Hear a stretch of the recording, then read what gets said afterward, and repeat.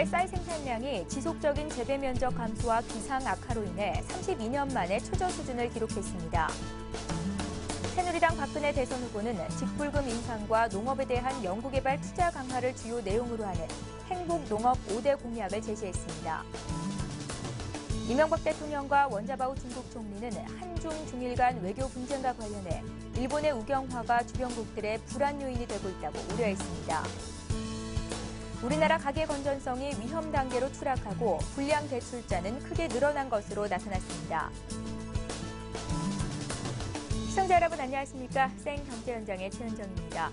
오늘 코스피 지수는 기관 순매수에 힘입어서 사흘 만에 반등에 성공했는데요. 자세한 시장 이야기와 함께 이번 주 투자 전략 세워봅니다. 신한금융투자 삼성역 지점의 남경표 대리 연결합니다. 안녕하세요. 네, 안녕하세요. 먼저 오늘 시장부터 정리해 주시죠. 네, 금일 코스피 지수는 기관 투자자의 매수세 영향으로 3거래일 만에 반등에 성공했습니다. 지난 주말 미국 증시가 오바마 대통령과 의회 지도자 간 재정절벽 협상이 긍정적이었다는 소식에 상승 마감한 데다 금일 국가 지자체를 중심으로 한 매수세가 장을 이끄는 모습을 보여주었는데요. 수급상으로는 기관 투자자가 1,714억 원을 순매수하였고 이에 반해 개인 및 외국인 투자자는 각각 382억 원, 1,384억 원을 순매도하였습니다. 업종별로는 은행, 운수 창고, 운송 장비 업종 등을 제외한 대부분의 업종이 상승 마감하였는데요. 특히 건설 및 조선주들이 저가 매력 및 업황 개선 기대감에 상승 마감하였습니다. 시총 상위 종목들은 등락이 엇갈리는 모습을 보여주었습니다. 삼성전자, 포스코, 현대모비스 등이 상승 마감, 현대기아차 및 한국전력 등은 하락 마감하였습니다. 코스닥 지수 역시 지난주 급락의 충격을 딛고 490포인트 선을 회복하며 반등에 성공하였습니다. 다만 이번 주에도 미국의 재정 절벽 문제는 증시의 주요 변수로 작용할 것으로 보이고요. 수급상으로는 외국인 및 기관 투자자가 각각 534억 원, 128억 원을 순매수하였고 개인 투자자는 658억 원을 순매도하였습니다. 업종별로는 대부분의 업종이 상승 마감한 가운데 의료정밀기기, IT 부품, 소프트웨어, 반도체 운송 업종 등이 2% 이상 상승 마감하였으며 시총 상위 종목 중에서는 파라다이스, 서울반도체, SM, CJ, 인터플렉스 등이 상승 마감, 포스코 ICT, GS홈쇼핑, 솔브레인, YG 엔터테인먼트 등 하락 마감하였습니다. 글로벌 재정 우려가 가시지 않은 가운데 이번 주에도 국내 증시는 횡보 국면을 이어갈 것이다. 전문가들은 분석하고 있습니다. 이번 주 체크해볼 만한 내용들은 어떤 것들이 있겠습니까? 네, 최근 국내 증시를 포함한 글로벌 증시는 온통 미국 재정 절벽에 대한 공포가 시장을 지배하고 있는 형국이기 때문에 지수 반등의 가장 큰 요건은 역시 재정 절벽 우려 완화 및 그에 따른 투심 회복이라고 할 수 있습니다. 다행히 지난 16일 오바마 대통령과 민주공화의회 지도부 간 회동이 낙관적인 분위기 속에서 마감되었으며 재정절벽 문제 해결을 논의하는 데 속도를 내기로 하였고요. 세부적인 재정 지출의 삭감 및 세수 확충을 위한 방안 모색 작업 역시 2주 회동하기로 결정한 상황입니다. 게다가 월스트리트 저널에서 백악관이 재정절벽 협상이 난항을 겪을 경우 시간을 벌기 위한 내년 초 예산 강제 조정 방안을 고려하고 있다고 보도한 바 일정 부분 그 충격은 완화될 가능성이 높아 보입니다. 또한 금주에는 블랙 프라이데이부터 미국 최대의 쇼핑 시즌이 시작되는데요. Q3 이후 주택 경기 회복에 따라 개인 소비 심리가 회복되고 있으며 연말 미국 쇼핑 시즌에 대한 전망이 양호하다는 부분은 주목할 만한 부분이다라고 할 수 있을 것 같습니다. 전미 소매연합회에 따르면 연말 미국 소매업체의 매출은 전년 대비 4.1% 증가한 5,860억 달러를 기록할 전망인데요. 단순 수치에 있어서는 지난해 5.6% 증가세보다는 약하지만 2007년 호황 국면의 매출 규모를 넘어선다는 점에서는 의미를 부여할 수 있을 것 같습니다. 또한 미국 소비자 20% 정도가 지난해보다 쇼핑 금액을 늘릴 것으로 응답한 상황이고요. 특히 선물용으로 IT 가전제품에 대한 선호도가 높다는 점에서 관련 섹터에 대한 관심은 지속될 것으로 전망하고 있습니다. 이번 주 기대할 부분이 아예 없어 보이지는 않은데요. 그렇다면 투자 전략은 어떻게 가져가면 좋겠습니까? 네, 금주 국내 증시는 반등 시도가 이어질 것으로 보이지만 외국인 투자자의 강한 매수세가 있기 전에는 지수의 반등 역시 제한적인 수준에 그칠 가능성이 커 보입니다. 3분기 어닝 시즌 전후로 기관 투자자의 매매 패턴이 실적이 좋은 섹터로 집중되고 있기 때문에 이익 전망에 대한 신뢰도가 높은 IT 섹터 혹은 방어주인 의류, 통신, 제약 섹터 등으로 집중하는 것이 유효해 보이고요. 이와 함께 시장 위험이 다소 완화된다면 코스피 낙폭 과대주에 대한 주가 회복 시도가 이어질 가능성이 있어 보이고요. 코스닥 시장의 경우 종목별 실적 확인 및 그에 따른 옥석 가리기 역시 병행해야 할 것으로 판단하고 있습니다. 신한금융투자 남경표 대리와 함께 시장 전략 세워봤습니다. 고맙습니다. 고맙습니다.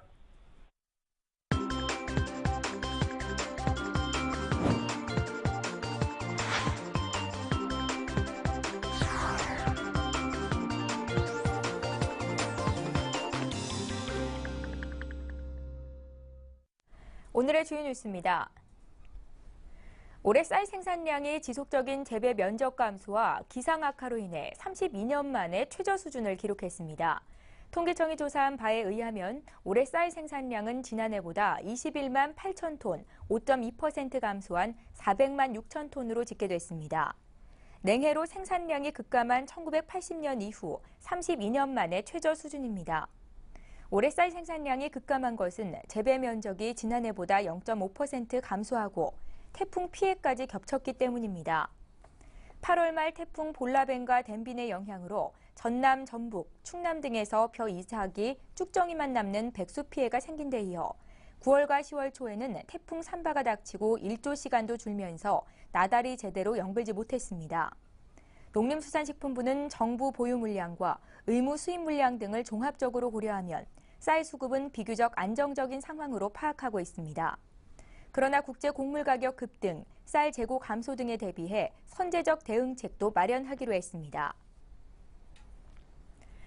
새누리당 박근혜 대선 후보는 직불금 인상과 농업에 대한 연구, 개발, 투자 강화를 주요 내용으로 하는 행복농업 5대 공약을 제시했습니다.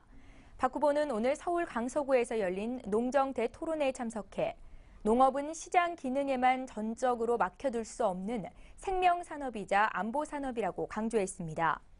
박 후보는 생산 기반을 적정한 수준으로 유지하고 쌀 농가의 소득 보전에 도움이 되도록 고정 직불금을 현재 헥타르당 70만 원에서 100만 원 이상으로 인상하겠다고 밝혔습니다. 박 후보는 또 농업은 각종 정보통신기술, 바이오기술 등 과학기술을 적정하게 활용하면 우리의 내일을 책임질 미래 유망 산업으로 거듭날 수 있다면서 농민소득 제고, 농촌 복지 확대, 농업 경쟁력 확보를 농정의 3대 핵심 축으로 삼겠다고 밝혔습니다. 이와 관련한 5대 공약으로는 직불금 인상을 통한 농가소득 안정 기여와 농자재 가격 안정, 농어민 안전재해보장 제도 도입과 농축산물 유통구조 개선, 첨단 과학기술 접목을 통한 농업 경쟁력 제고 등을 제시했습니다. 이명박 대통령과 원자와우 중국 총리는 한중 중일 간 외교 분쟁과 관련해 일본의 우경화가 주변국들의 불만 요인이 되고 있다고 우려했습니다. 아세안 플러스 3 정상회의 참석차 캄보디아를 방문 중인 이 대통령과 원 총리는 이날 푸놈펜 숙소 호텔에서 정상회담을 열고 일본과의 외교 갈등은 평화적으로 해결해야 한다는 데 인식을 같이 했습니다. 원 총리는 회담에서 아세안 정상회의에서 영토 영해 문제는 회의 의제가 아니라고 전제하면서 영토 영해 분쟁은 일본이 군국주의를 청산하지 못했기 때문이라고 지적했습니다. 이에 대해 이 대통령도 이 문제는 우호적, 평화적으로 해결돼야 한다면서 일본의 우경화가 주변국들의 불안 요인이 될 수 있다고 밝혔습니다. 두 정상은 또 북한이 개혁 개방에 적극 나서야 한다는 점에 동의했습니다. 우리나라 가계 건전성이 위험 단계로 추락하고 불량 대출자는 크게 늘어난 것으로 나타났습니다. 코리아 크레딧 뷰로 KCB는 우리나라 가계의 건전성을 보여주는 가계신용 건전성 동행지수가 3년 연속 하락하며 기준선 아래로 떨어졌다고 밝혔습니다. 가계신용 건전성 동행지수는 2010년 101.12, 2011년 100.49로 하락세를 보이다가 올 상반기에 99.73으로 기준치인 100 아래로 떨어져 가계신용이 위험 단계에 진입한 것으로 나타났습니다. 또 지난해 9월부터 1년간 빚을 연체한 대출자 비율이 전년보다 0.26%포인트 오른 2.21%를 기록해 100명 중 2명은 3개월 이상 빚을 연체한 것으로 조사됐습니다.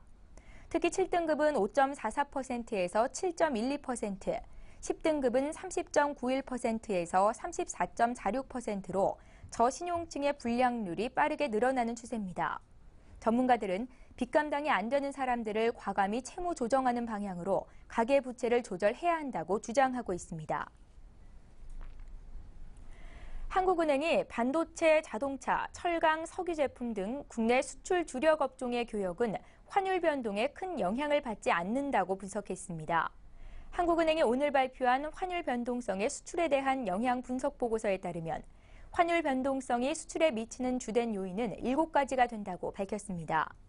보고서는 기업과 업종의 환위험 해지 정도, 환위험 흡수 능력, 수입 원자재 의존성, 다국적 기업성, 자본 의존성, 제품 이질성, 생산 조정의 용이성 등에 따라 환율의 영향력이 결정된다고 분석했습니다. 이를 각각의 수출업종과 품목에 적용하면 반도체, 자동차, 철강, 석유 제품 등 대표 수출업종 품목은 환율 변동성의 영향이 거의 없는 것으로 나타났습니다. 반면 정보통신, 가전, 기계류, 화공품, 경공업 등 수익성이 낮고 기업 규모가 영세한 업종은 환율 변동성의 영향이 큰 것으로 조사됐습니다. 우리나라 당뇨 환자들이 혈당 관리를 제대로 못해 병원에 입원하는 비율이 OECD 회원국 가운데 두 번째로 높은 것으로 나타났습니다. OECD가 발표한 당뇨 입원 유병률 관련 조사에 따르면 우리나라에서 당뇨 관련 질병으로 입원한 환자는 인구 10만 명당 351명으로 OECD 25개국 가운데 최상위권을 기록했습니다. 이는 2007년 313명보다 약 12% 증가한 것으로 OECD 국가 가운데 당뇨 입원 환자 수가 가장 많은 오스트리아 다음으로 많았습니다. 높은 입원 비율과 달리 우리나라 당뇨병 유병률은 9%로 OECD 평균 8.6%보다 약간 높은 것으로 나타났습니다. 이는 미국 12.3%, 독일 12% 등보다 현저히 낮은 수준입니다. 이처럼 평균 수준의 유병률에도 입원 환자 비율이 OECD 2위를 기록한 것은 적정한 건강 관리를 하지 않았기 때문으로 풀이됩니다. 지난 14일에 안철수 무소속 후보 측에서 일방적으로 중단됐던 단일화 협상이 어제 문재인 후보와 안철수 후보 간의 만남으로 다시금 재개됐는데요. 오늘 관련된 소식을 서울경제신문 정치부의 유병훈 기자 연결해 듣겠습니다. 유 기자 안녕하세요. 네, 안녕하세요. 우선 어제 문 후보와 안 후보 간의 만남부터 정리를 좀 해주십시오. 네, 문재인 민주통합당 안철수 무소속 대선 후보가 어제 단일화 논의 중단 닷새 만에 전격 회동을 하고 단일화 재개에 합의했습니다. 양측은 단일화의 전제인 새정치 공동선언문을 발표한 데 이어 오늘 정오부터는 비공개 단일화 실무 협상에 착수했습니다. 두 후보는 어제 오후 8시께 서울 중구의 한 한식 전문 레스토랑에서 양자회동을 가졌는데요. 두 후보 간 단독 회동은 대선 후보 등록 전 단일화에 합의한 지난 6일에 이어 두 번째입니다. 두 후보는 회동에서 새정치 공동선언 합의, 단일화 협상팀 재가동, 정권 교체와 대선 승리를 위해 힘을 합칠 것 등 세 가지 사항에 합의했습니다. 두 후보 캠프는 회동 직후 국회의원 정수 조정 등을 골자로 하는 새정치 공동선언문을 공식 발표했습니다. 두 후보의 회동은 안 후보 측이 민주당 내부의 혁신 과제를 실천에 옮기라며 요구한 이해찬 민주당 대표의 퇴진을 계기로 급진전됐는데요. 이해찬 대표 등 민주당 최고위원들은 어제 오전 정권 교체와 단일화에 밀알이 되겠다며 총사퇴를 결의했습니다. 총사퇴 발표 직후 안 후보는 광주의 한 식당에서 열린 지역 전문가 오찬 간담회에서 문 후보를 만나 단일화를 재개하도록 지혜를 모으고자 한다며 양자 회동을 제안했고 문 후보도 조속한 단일화 논의 재개를 촉구한다고 해서 어젯밤 늦게 양자 회동이 열렸습니다. 어제 두 후보 간 합의로 오늘부터 양측 단일화 실무 협상팀은 비공개 협상에 들어갔습니다.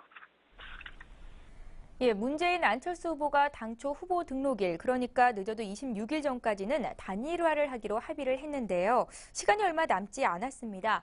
앞으로 단일화 경쟁은 어떻게 진행이 될까요? 네, 문재인 안철수 대선 후보가 어제 2차 단독 회동을 통해 새정치 공동선언에 합의하고 단일화 방식에 대한 논의를 재개키로 하면서 양측은 향후 단일화 승리를 위한 건곤일척의 승부에 돌입하게 됐는데요. 하지만 지난 나흘간의 단일화 파행 사태로 양측이 적지 않은 내상을 입은 상태여서 단일화 이후 물리적 결합을 뛰어넘는 화학적 결합에 이를 수 있을지는 미지수입니다.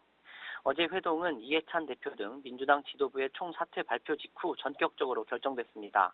광주 일정을 소화하던 안 후보는 저녁 예정됐던 언론 인터뷰를 모두 취소한 채 비행기로 급거 귀경했는데요. 양측이 단일화 논의를 닷새 만에 재개한 표면적 계기는 안 후보 측이 구세력으로 몰아세운 이해찬 대표의 사퇴지만 이는 사실 명분에 불과합니다. 논의 재개의 실질적인 배경은 단일화 시행인 대선 후보 등록일까지 불과 일주일밖에 남지 않았다는 절박감 때문입니다. 통상 열흘의 준비 기간이 필요한 모바일 경선은 이미 물 건너갔고 여론조사 기간조차 빠듯한 상황인데요. 이에 더해 단일화 피로감에 따른 여론 악화도 고려됐습니다.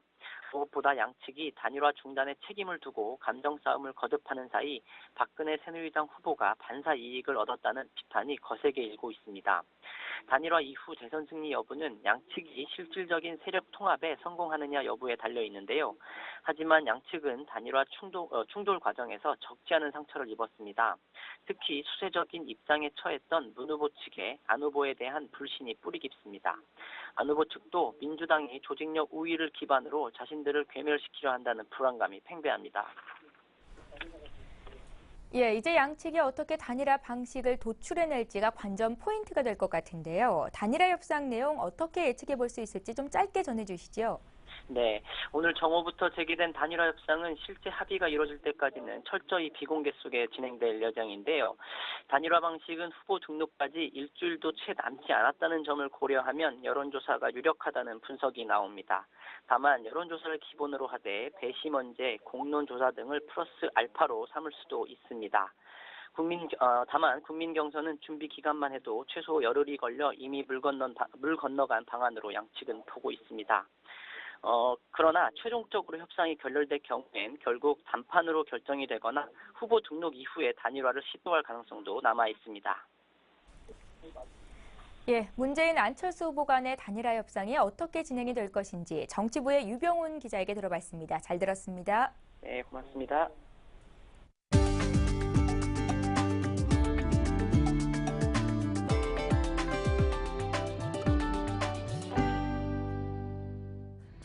삼성이 LG의 유기발광 다이오드 관련 특허 7건에 대해 신규성과 진보성이 결여돼 무효라며 특허 심판원에 특허 무효 심판을 제기했습니다. 이번에 삼성이 특허 심판을 제기한 특허는 지난 9월 LG 디스플레이가 삼성전자와 삼성디스플레이를 상대로 서울중앙지방법원에 특허 침해 금지 및 손해배상 소송을 냈던 올레드 핵심 기술 관련 특허 7건입니다. 당시 LG 디스플레이는 삼성전자가 4사 특허를 무단으로 도용해 갤럭시 S2, 갤럭시 S3, 갤럭시 노트 등의 제품을 만들었다며 소송을 제기했습니다.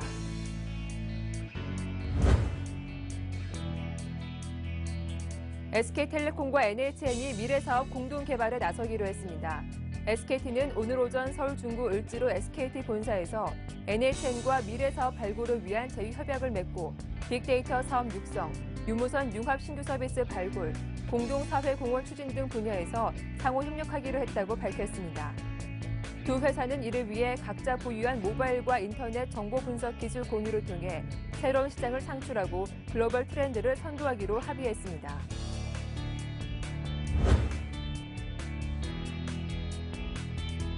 방송통신위원회는 문화체육관광부와 합동으로 내일부터 다음 달 20일까지 방통위에 등록을 하지 않고 영업하는 웹하드 업체를 집중 단속한다고 밝혔습니다.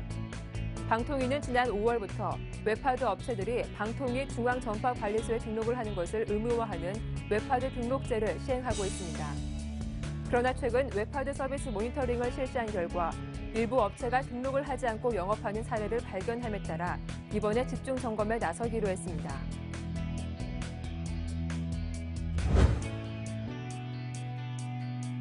파리바게트가 미국 뉴욕과 샌디에이고점에 지점을 열었습니다. 뉴욕 플러싱 지역에 위치한 파리바게트 베이사이드점은 카페형 베이커리 420제곱미터 규모의 단독 건물에 45석을 갖췄습니다. 샌디에이고점은 북부 최대 번화가인 미라 메사대로에 자리 잡았습니다. 파리바게트는 현재 중국 103개, 미국 24개, 베트남 3개, 싱가포르 1개 지역에 매장을 운영 중입니다.